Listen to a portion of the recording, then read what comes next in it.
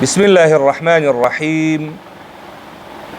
الحمد لله رب العالمين والعاقبة للمتقين والصلاة والسلام على رسوله الأمين محمد وعلى آله وأصحابه أجمعين. صفات لازمة غير متضادة پنځه صفاتونه بیان شول. آخرنی دو صفتونه دي تفشی او استطالت. راځو آخرنی صفت استطالت ته. استطالت هم موږ مخکې ویل چې اوږدوالی ته ویل کېږي په لغت کې. هغه صفت ده چې په حرف کې اوږدوالی راولي.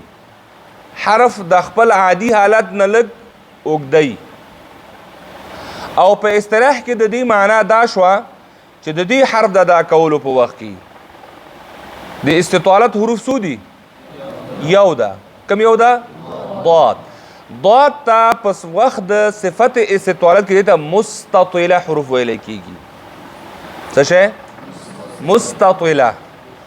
استطالت نه هغه حروف چې اوږدیږي. هغه حرف چې اوږدیږي. ولې اوږدیږي؟ ځینې وجوهات موږ تاسو ویلې وو مخکې. یو وجه دا وه چې د مخرج ساحه یې فراخه ده. ضاد ولې اوږدیږي؟ د مخرج ساحه یې فراخه ده. ټوله حافه د مخرج ده او بیا د کومو غاښونو سره چې لګیږي د هغې تعداد هم ټولو کې زیات ده او بیا تدریج پکې پروت ده. دغه غاښونو سره یو دم هم نسې نه لګیږي بلکې تدریجاً صحیح شو د نواجز نه شروع کیږي او په ضواحکو باندې ختمیږي. تدریجاً دغه تدریج او د ساحې فراخوالی او د غاښونو تعداد ډیروالی دا ایجابوي چې دا حرف د نورو حروفو په نسبت باندې لږ وخت واخلي. او صفت استطالت هم دغه خبره کوي چې دا حرف مستطیله کیږي، اوږدیږي. د دې ادا کېدو په وخت کې مخرج کې د مخرج د اول نه تر آخره پورې د آواز په تدریجي ډول باندې جاری کېدل، یعنی د نواجزو نه شروع شي په کوم ځای باندې ودرېږي؟ تدریجاً په ضواحکو باندې ودرېږي. په داسې سان سره د آواز ورسېږي چې آواز کې اوږدوالی وي. نو طبیعي خبره ده چې آواز جاری وي او تدریج هم ورسره مراعات کې. نو تدریج خو په خپله دا غواړي چې اوږد شي. یو ځای کې ته یو قدم واخلې، یو ځای کې ته 3 قدمه واخلې، نو 3 قدمه به د یو قدم نه زیات نه وي. نو هلته تدریج ده، نواجز، طواحن، ضواحک. او که دا یو دم ولګېږي نو استطالت پکې نشته. او که تدریج راغی دغه تدریج دا ایجابوي چې د حرف څه شي؟ اوږد شي. همدغه استطالت ده چې د حرف کې څه راشي؟ اوږدوالی راشي. صحیح شو؟ نو دلته خبره کوي چې د ضا آواز په شان به یو ځل نه وځي ځکه چې ضا کې تدریج نشته. ضا لثویه حرف ده. په وخت د ادا کولو د ضا کې رأس اللسان د خپل مطلوب غاښونه چې هغه څه شی دي؟ ثنایه غاښونه دي. د هغې سرونو سره لګېږي خو تدریج پکې نشته. بس راوځي، بس ولګېږي. دلته ضاد کې وایي دا ضاد به د ضا په شان یو دم نه باسي ځکه ضا کې تدریج نشته او دې کې تدریج پروت ده. او همدغه صفت استطالت ده چې د ضاد او د ضا په منځ کې جداوالی راولي، ممیز کیږي. کنا د ضا او د ضاد پورته صفات لازمه متضاده کې ټول صفات سره مشترک دي. ضاد او ضا دواړه په اوله جوړه کې مجهوره دي. ضاد او ضا دواړه په دوهمه جوړه کې رخوه دي. ضاد او ضا دواړه په دریمه جوړه کې مستعلیه دي. ضاد او ضا دواړه په څلورمه جوړه کې مطبقه دي. ضاد او ضا دواړه په پنځمه جوړه کې مثبته دي. یو شی شو. خو غیر متضاده کې د ضاد صفت نشتا او ضاد صفت لري هغه همدغه استطالت ده. په صفاتو کې کم چې ضاد او د ضاد په منځ کې ممیز صفت ده هغه استطالت ده. او بل مخرج ده ځکه چې مخرج ضاد رأس اللسان نه ادا کیږي او ضاد حافة اللسان نه ادا کیږي. ضا کې مخامخ د ثنایا غاښونو سره لګیږي د ژبې رأس او په ضاد کې حافة اللسان او حافه کې بیا ادنای حافه آخري برخه د حافه خو ډېره پراخه ساحه ده. آخري برخه د حافې چېرته لګېږي؟ د نواجزو طواحنو او د دواحق غاښونو سره. دغه دواړه په نظر کې ونیسه نو ضاد به ضاد پاتې شي او ضا به ضا پاتې شي. او که چیرې ته دغه نظر په وخت د ادا کولو د دواړو حروفو کې په نظر کې ونه لرې نو همیشه دپاره یا خو به دا ضاد دال طرف ته راوړي او یا به دا ضاد نه صفا ضا جوړ شي. ځینې خلک دي د اسانۍ دپاره هغه وایي چې ولا دا ضاد او ضاد په تلفظ کې یو شان دي. چا ویلې چې یو شان دي؟ ته ساحه وګوره، ته مخرج وګوره، کوم ځای نه وځي؟ هغه د رأس اللسان نه وځي او ضاد د حافة اللسان نه وځي. دا د ثنایي غاښونو سره لګېږي او ضاد ادراس غاښونو سره لګېږي. نو بسته منځ کې چې 3 کیلومتره لاره ده. هغه جبې آخري سر کې پروت ده او دا اول سر کې پروت ده. خو موږ دغه تکلیف نه باسو د ادراس په ځای باندې ضاد هم رااخلو د رأس اللسان نه ادا کوو. کله چې رأس اللسان نه ادا کوو یا ودنه دال جوړیږي او یا ودنه ضا جوړیږي. او چې ضا جوړیږي بیا ورته دلایل هم لرو. داسې وچ کړس هم نه ادا کوو. بیا وایي چې دا خو ضا سره مشابهت لري. مشابهت بیل شی ده او عین حرف کېدل بیل شی ده. مشابهت به پکې ضرور وي. مشابهت په صفاتو کې ده، مخرج کې خو نه ده که نه. مشابهت چېرته ده؟ په صفاتو کې ده. آواز جګ کا، د ضاد آواز هم جګ کا، د ضا آواز هم جګ کا. دواړه څه دي؟ مجهوره دي. صحیح ده که نه؟ دواړه نرم کا ولې؟ رخوه دي. دواړه ډک ووایه ولې؟ مستعلیه دي. ښې نورم ډک کا ولې چې مطبقه دي. او د مخرج نه زر ما ادا کوه، لږ وخت پکې واخله، ایسار یې کولې مثبته دي. دا کار وکوه. دې کې مشابهت مشکل نه لري. خو دا خو نه لري چې ته د جبې سر نه راوباسي. جبې سر کې ضاد څه کار ده؟ نو ته هلته دال ادا کوې، دغه دال راواخلې مستفله ده نو مستعلیه یې کړي. خلک پې غولی جالکاري کوي، خلک پې غولی. ځکه دال راواخلې غټې کې نو ته وایي چې دا ما ضاد ادا که.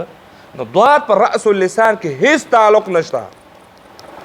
د ضاد پر رأس اللسان کې هیڅ تعلق نشته. دغه ضاد راواخله د هغه نه ادا که څه ورته وایي د حافة اللسان نه ادا که او مشابهت د پکې ضا راوله. دې کې هېڅوک تا باندې اعتراض نشي نیولی. خو ته که وایې ولا الضالین ولا رأس اللسان نه دې ادا کړو دلته بیا څنګه ضاد وایې؟ ته خو ضاد نشي ویلی. یا وایې ولا الضالین دوالین چې دیکھو بیا د رأس اللسان ادا کو. هلته یې دال ادا که، هلته یې دال ادا که. اوس دلته دا خبره من کوو چې دا ضاد د ضا سره مشابهت لري، البته په صفاتو کې د اواز په جاری کېدو نه جاری کېدلو کې، د صفا د نفس او د سا جاری کېدلو نه جاری کېدلو کې، په غټولو نه غټولو کې مشابهت ورسره لري. دواړه غټ دي، دواړه مجهوره دي، دواړه رخوه دي، دواړه مستعلیه دي، دواړه مطبقه دي، دواړه مثبته دي. خو ضاد به آخر کې مستطیله هم ده چې په ضا کې استطالت نشته. ضاد د خپل مخرج نه ادا کا، ضا د خپل مخرج نه ادا کا. صفات یو شان کې هیڅ مشکل نه پیدا کېږي. موږ مخرج بدلو او بیا ورته نوم هم ورته ورکوو. نو دلته همدا خبره کې صفت استطالت چې دی یوازې په ضاد کې شته چې په ضا کې بیا دا صفت نشته، همدا ممیز صفت ګڼلی کېږي. خو په همدې وجه دواړه حروف په صفات لازمه متضادو کې شریک دي، لکه مخکې ما تفصیل تاسو ته وویلې. عمل کې به انشاءالله دا، خو البته په عملي کولو کې د دواړو حروف فرق کول نهایت مشکل کار ده. داسې ډېر په اسانه سره فهم ته نه راځي. دا لږ پریکټس ته ضرورت لري، لږ عملي کار ته ضرورت لري. ان شاء الله چې کله موږ قرآن شریف خلاص ک عملی کار کې به ضاد مخې ته راځي هلته به د چا په ضاد کې چې مشکل و هغه باندې به عملی کار کوو تر څو دا ضاد دا چې دی نو د دال نه ووځي او د ضا نه هم ووځي او صحیح ضاد پکې ادا شي. دلته اوس دا خبره کوي چې د پورتني شرحې دا پورته چې کوم شرحه وشوله دې نه معلومه شوه چې وایي ضاد حرف د دال زا ضا سره هیڅ تعلق نشته. شته تعلق؟ دال د کوم ځای نه ادا کېږي؟ جواب راکوئ. دا خوب بیخ کې دال د کوم ځای نه ادا کېږي؟ رأس اللسان د ثناء علیا. ها اوس ضاد مقایسه کوي. ضاد کوم ځای نه ادا کېږي؟ حافة اللسان د ادراس سره. نزدې دي سره که لرې دي؟ لرې دي. زال د کوم ځای نه ادا کېږي؟ رأس اللسان د ثناء علیا شاته لګېدو نه. صحیح شو؟ او ضاد کوم ځای لګېږي؟ حافة اللسان ادراس سره. د سره سره نږدېوالی لري؟ ضا ته راشه. ضا رأس اللسان د ثناء علیا او ضاد مکه ځای ده. ضاد ځای نه بدلیږي. اوس تاسو دا درې واړه چې موږ دغه غلطي کوو چې د ضاد په ځای باندې دا استعمالوو نه ورسره دال تعلق لري نه ورسره زا تعلق لري او نه ورسره ضا تعلق لري. ځکه دا درې واړه په رأس اللسان کې پراته دي. صحیح د غاښونه فرق کوي موقعیتونه فرق کوي چې ژبه کله سر کې لګي او کله بیخ کې لګي او کله شاته لګیږي نطعیه او لثویه او دې هغه کې خو رأس اللسان خو ده که نه نو ته ضاد په حافة اللسان کې ده او په حافه کې بیا په انتها د حافه کې ده. نو دا یو لیش نه ده دا یو جریب ده ځکه دا ژبې هم فرق کوي. دا چا ژبه چې ډېره غټوي چا لږه غټوي که نه بعضې خلک وایي ستا ژبه ډېره غټه ده نو هغه به دوه جریبه وي. بیا عادي ژبې چې دي نو یو جریب حساب کوي. نو یو جریب په سر کې دال او ضا او زا قرار لري او دغه جریب په آخره کې ضاد غریب قرار لري.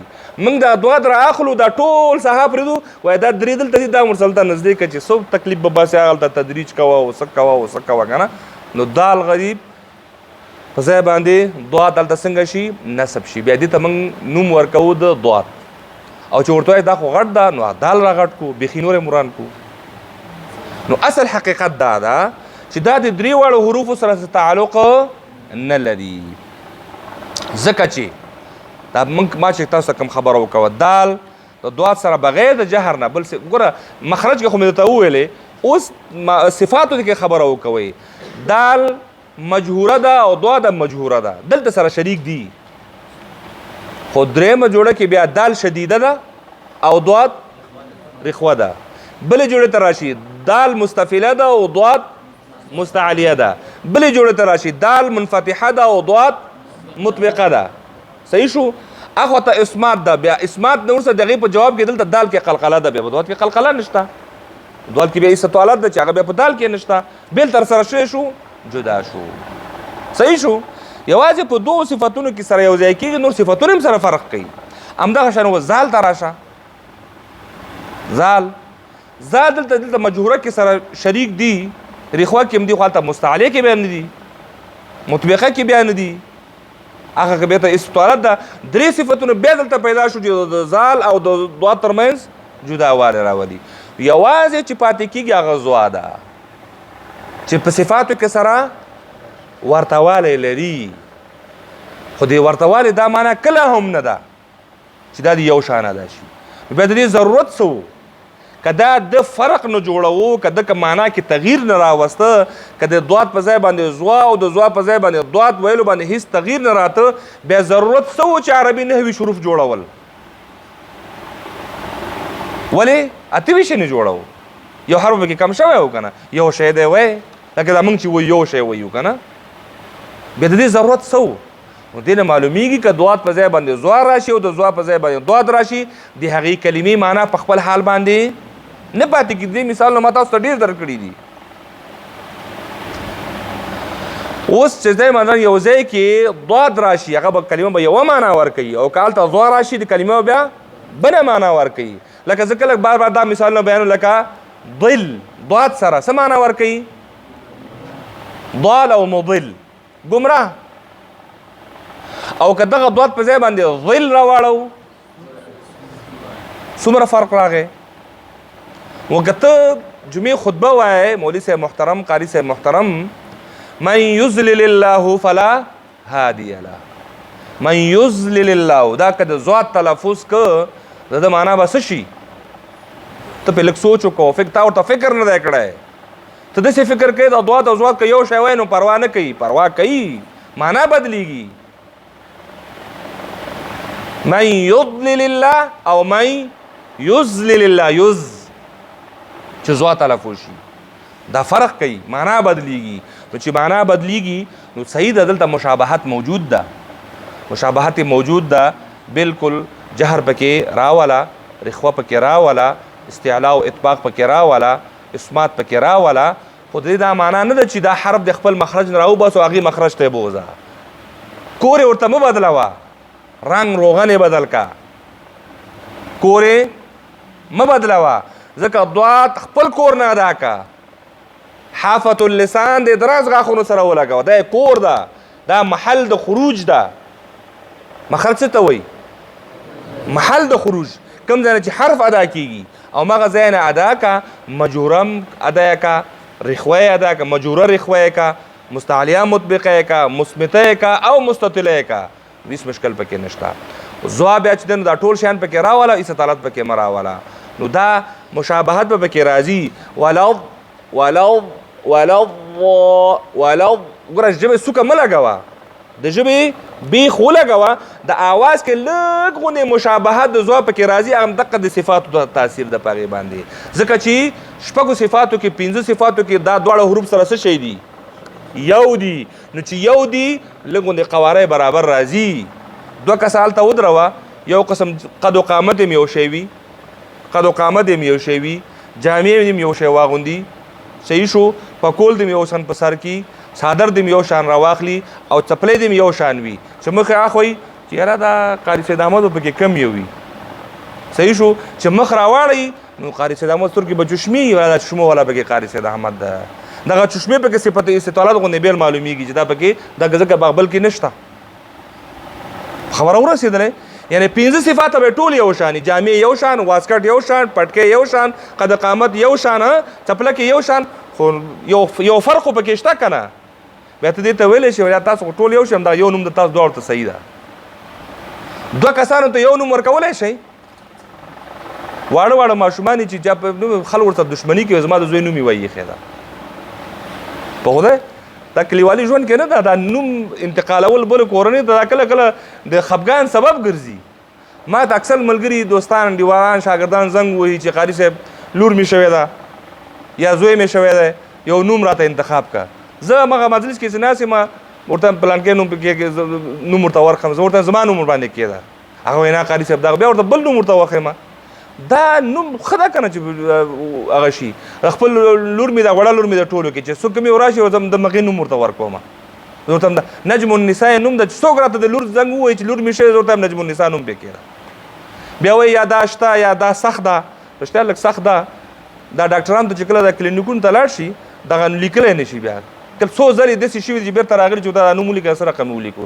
ځکه هلته خو ماشاءالله سواد خو تاسو ته معلوم ده که نه په دغسې لیول باندې خلک ناست دي چې هغه نوم نشي لیکلی نو خبره مې دا ده نو چې څومره چې یو شان والی راشي بیا هم یو حرف کېدلی نشي چې کله یو حرف کېدلی نشي نو اوس یې ځای وپېژنه ضاد د صحیح ادا کولو لاره هم دا ده چې دغه خپل صفاتو سره د خپل مخرج نه ادا کا دال او زوا د خپل صفاتو سره د خپل مخرج نه ادا کا مشکل به حل وي کم مشابهت چې پکې راځي هغه خیر دی هغې باندې خبره پکې ولو والین صحیح ده خو ولا الظالین صحیح نه ده دعا د خپل مخرج نه ادا کا مشابهت د زوا سره راشي مشکل پکې نه پیدا کوي خو ډایرک یو بله خبره درته وکړمه ځینې عوامو کې دا یو بله فتنه پیدا شوې ده هغه دا ده چې کله دا ضاد صحیح ادا کړي یا لږ مشابهت د ضاد پکې راشي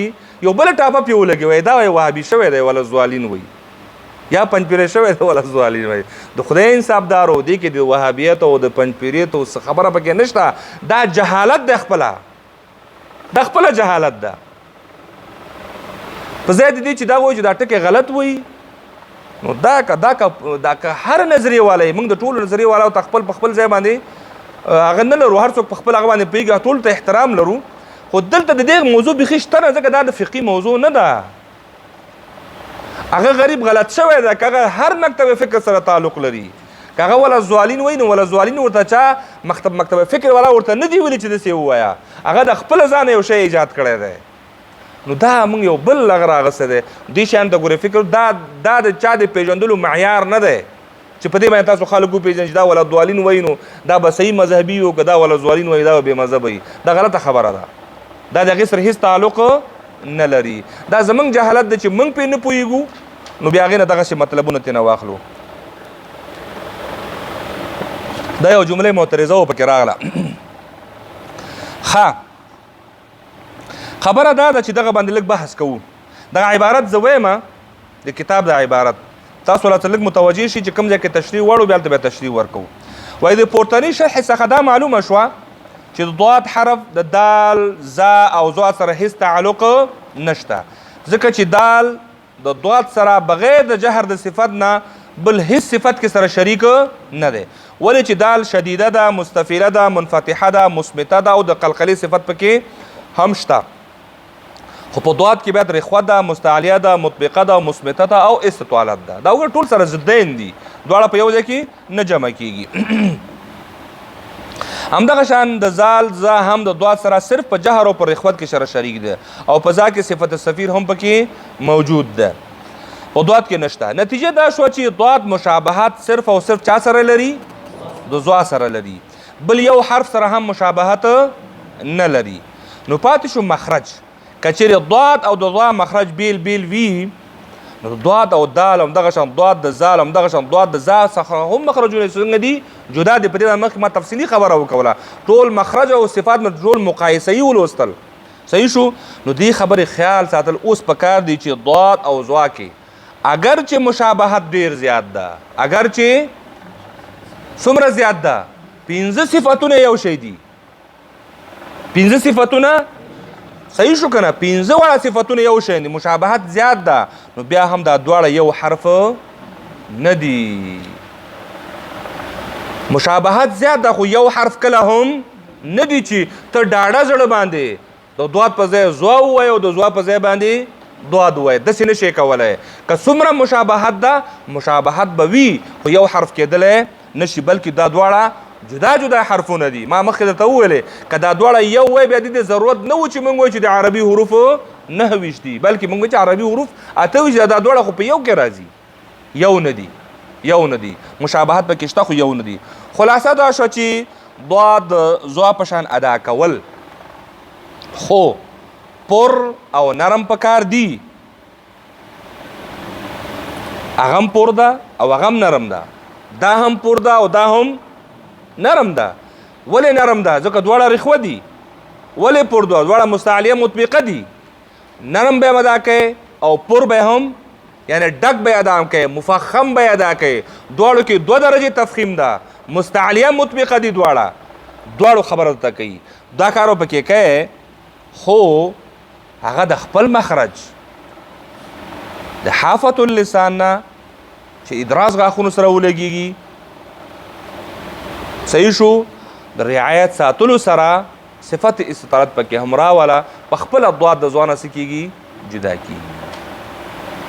ادا کولو پوښې به دواړه یو شی وي، خو دا د خپل مخرج نه ادا که د حافة اللسان نه، او ضا د خپل مخرج نه ادا که د رأس اللسان نه.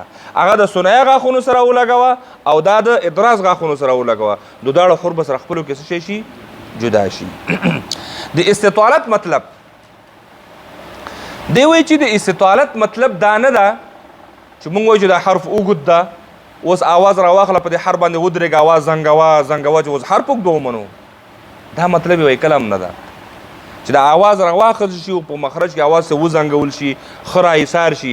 همدومره راایسارېدلې کفایت کوي چې څومره په اسمات کې خدای ایسار شوی دی که نه.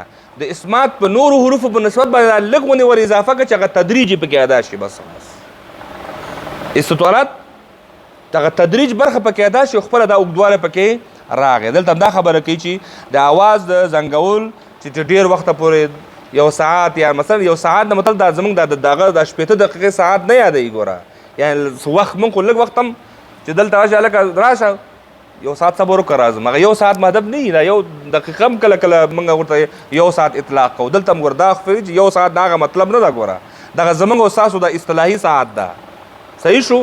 هغه عددي ساعت مطلب نه، 15 دقیقې ته مطلب نه دي. مخرج کې آواز ایثار کې وزنګې څنګه چې بعضې ناپوه خلک د دې هم دا مطلب اخیستی شي چې ضاد ده نو استطالت ده نو بیا آواز په خبره کې راټینګه کي، بس په چقي دا که دا مطلب ده. استطالت هدف وای دا ده چې ضاد مخرج د ټولو نه زیات ساحه لري، د ټولو نه زیات اوږد ده، او آواز په ټول مخرج کې د جاری کېدلو په وجې باندې د نورو حروفو په نسبت باندې دا لږ اوږدېږي، د نورو حروفو په نسبت باندې دا لږ اوږدېږي. همدا فرق دی د ضاد او د ضا کې خپله جداوالی راولي چې په ضاد کې صفت استطالات شته او په ضا کې صفت استطالات نشته. همدغه لږ غوندې چې ته اثار کې استطالات د وجې نه او خپل مخرج نه جدا کړي دا په خپله د ضا نه څه کېږي؟ جدا کېږي.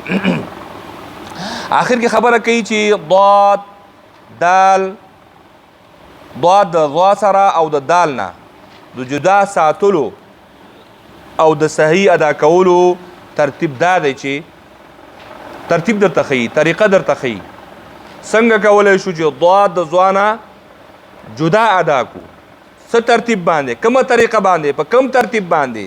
دی وی ژبې څوکه د ضاد او دال د مخرجونه جدا وساته. کله چې ضا ادا کوې کله چې ضا ادا کوې د ژبې دغه څوکه د کوم ځای نه؟ د ضاد او د دال د مخرجونه. ځکه دال کې د ژبې سر چې دی نو د غاښونو بیخونو سره لګېږي او په ضاد کې د ژبې حافه د ادراس سره لګېږي. دغه دوړ ځای د ژبې څوکه بیرون راوباسه، هغې دواړه نه وایي وساته، بیرون راوباسه. نو چې مخرج جدا شي، چې مخرج جدا شي هلته استعلا او اطباق او هغو ټولو کې شریک دي، بس خبره به ختمه شي. د ضا بیا همدغه شان د ضاد په ادا کولو کې د ژبې حافه استعمال کا، د رأس چې دی نو هلته مه وړه، که هلته دې ویوړو که بیخ سره ولګېده دال به ترې جوړ شي او که بیرون ووته ضا به ترې نه جوړ شي. نو د ضاد په ادا کولو کې رأس اللسان وساته د غاښونو سره د لګېدو نه، او د ضا په ادا کولو کې د رأس اللسان وساته د دال د ځای نه یا د ضا د ځای نه. نو په خپله به ضاد پاتې شي او ضا به ضاد پاتې شي. صفات د هغې مشخص دي او د مشخص دي صفت استطالت په ضاد کې اضافه کړي تر څو د دې په اوږدوالی کې هم د هغې نه جدا شي. نو حافة اللسان د ادراس علیا غاښونو سره ولګوي او د استطالت صفت پکې هم څنګه شي؟ مراعات شي. او د اطباق صفت په وجې سره د دې ژبې منځ تالو سره پیوست وصول شي. په دغه شان به انشاءالله ضاد څنګه شي؟ صحیح ادا شي. بیا درته ویمه ضا او ضاد دوه حروف دي، یو حرف نه دی، سره د مشابهته سره د صفاتو کې ډیر ورتوالی، خو بیا هم یو حرف نه دی. اوس که غواړو چې موږ ضاد ووایو ضا ووایو، دغه نقطه په نظر کې لرو. کله چې ضا ادا کوو ضا لثویه والا، نو دغه وخت کې به موږ د رأس اللسان نه به استفاده کوو. په دې وخت کې به رأس اللسان چیرته لګوو؟ ثنای علیا نه، او نور صفات پکې ټول مراعات که بغیر د استطالت نه، ځکه استطالت په دې کې شته نه. او چې کله بیا ضاد ادا کوو رأس اللسان چېرته ونه لګېږي درنه، که ولګېده خو دا هم ضا جوړېږي که نه. دا د هغې نه بچ که خپلو مربوطه صفاتو سره د اضافه والي د صفت استطالت نه. نو چون مخرج فراخه ده، ساحه ډیره ده، ساحه غټه ده، نو استطالت پکې راشي او تدریج پکې راشي. نو او رأس اللسان دی هلته نه یې لګولی، په خپله ضاد د ضا نه څه کېږي؟ جدا کېږي. بس ده. واخر دعوانا ان الحمد لله رب العالمين.